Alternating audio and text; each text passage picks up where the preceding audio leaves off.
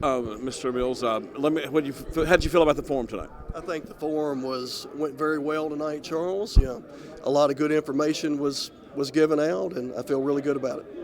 One thing I noticed that your chance to a little bit of rebuttal back and forth that you said I'm not going to do it, right? No, I didn't. I didn't come here for an argument or to be nitpicky. I said, we came here to put the information out and allow the citizens to make up their mind, and they can go with that. Okay. Now, one of the things I've heard Sheriff Davis say is that he's questioning who's going to be in charge. I know Hatcher will be second in charge, but he's saying, will your brother be third in charge? That's one of the things he's asking here lately. No, my brother, his experience is in the ADC, within the jail. That's where his experience is at, and that's where he'll be. He'll oversee the ADC. I got you. So in other words, he'll be in charge of the jail. Yes, right. He will be in charge of the jail. Right. Yes. I heard Sheriff Davis say he's the only certified sheriff. Is that accurate? I mean, is that certified candidate? My certification, I had my certification for 25 years. That's no problem with me being certified. Currently, I am not, because I've been retired since 2019.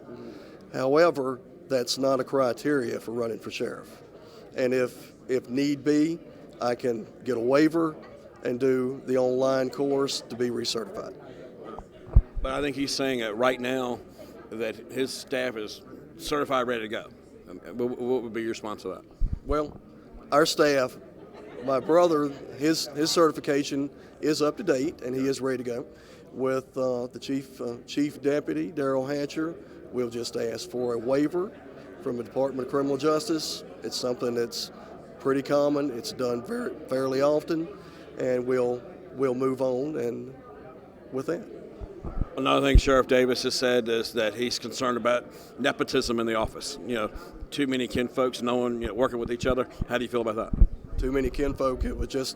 There is a buffer between my brother and I. If he is over the jail and I'm the sheriff, there will be several members of the administration between he and I.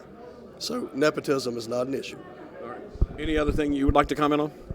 No, sir. Thank you. I'd just like to say thank you to everyone for coming out tonight, and thank you for having me here. Right. One more question on everybody's talking a little bit about the tailgating. I want to get your side of that. Well, it's exactly what it was. We were just tailgating. We had food. My family was there. We had food for us. We did have water left over. It was a warm evening. We gave it away. Did you feel like that it was a little bit of a violation of your freedom of speech? No, I don't think it's a violation of my freedom of speech. If that is school policy, I was unaware of it, and we will certainly abide by any school policy. Thank you so much for talking with me. Appreciate it. Yes, sir. Okay, Sheriff, if I heard you right, you said you're the only certified sheriff candidate here, right? I'm the only candidate for sheriff that is certified by the Virginia Department of Criminal Justice Services. Right. Well, one of the things Mr. Mills told me, he said, well, you don't have to be certified, that you can just do a waiver. What's all that about? So there is a provision in the Code of Virginia that allows an elected sheriff to not be certified. However, that law is decades upon decades old, and that's not applicable to law enforcement in 2023. Right. The sheriff in 2023 must know the modern best practices. The sheriff supervises 239 employees who are required by law to be certified. So how can the sheriff himself serve this community by not being certified himself? By not being certified, you can't even go to any police department or sheriff's office in this country and get a job as a regular rank and file law enforcement and answer a call, much less lead 239 people. Right. He said he could get certified online. I'm not familiar with any certified online. Department of Criminal Justice Services told us that there's a hard line at 5 years. If you have not been in law enforcement in the previous 5 years, then you'd be required to attend the entire academy. And not only am I certified, my chief deputy and my entire staff is certified as well. Would you think Hatcher would be certified? Mr. Hatcher is not certified either. Now, he said that his brother wouldn't be third in charge, but he would be in charge of the jail. Do you think that's nepotism? Oh, it's most certainly the definition of nepotism. Nepotism is toxic to the environment because there's little to no oversight It's a bad idea. It's not tolerated in many agencies across this country. I don't tolerate it. I could never hire my brother and put him in an administrative role. So you have a real problem with that?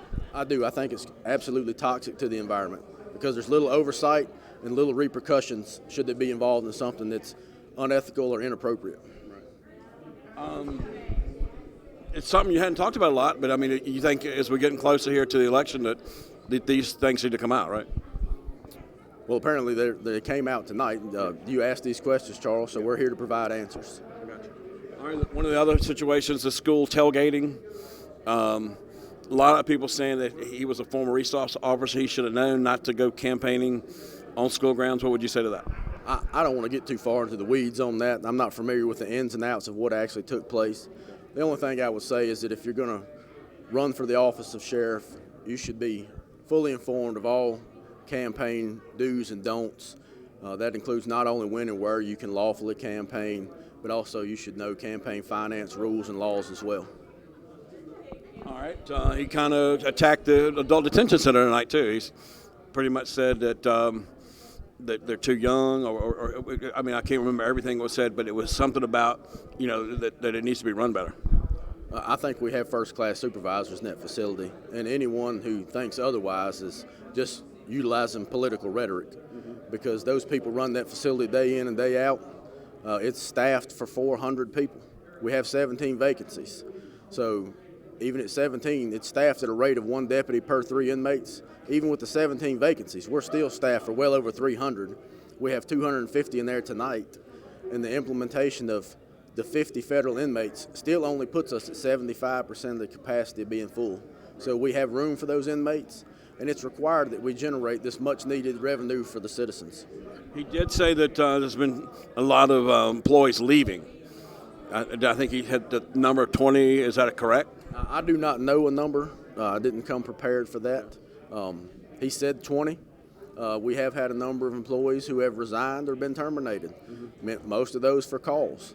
And as I said publicly on the debate platform, I made a promise to this community that we would hold any deputy who breaches this community's trust accountable.